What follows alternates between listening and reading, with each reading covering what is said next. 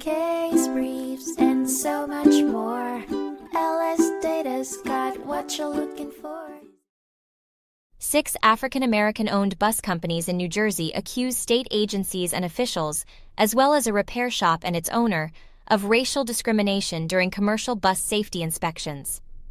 The companies claimed their buses were inspected more frequently and rigorously than white-owned operators with inferior safety records, particularly targeting casino buses with African American clients.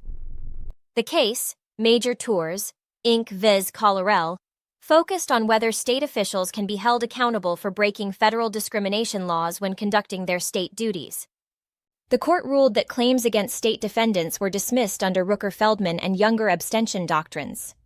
However, claims against garage defendants and individual inspectors for racial discrimination proceeded.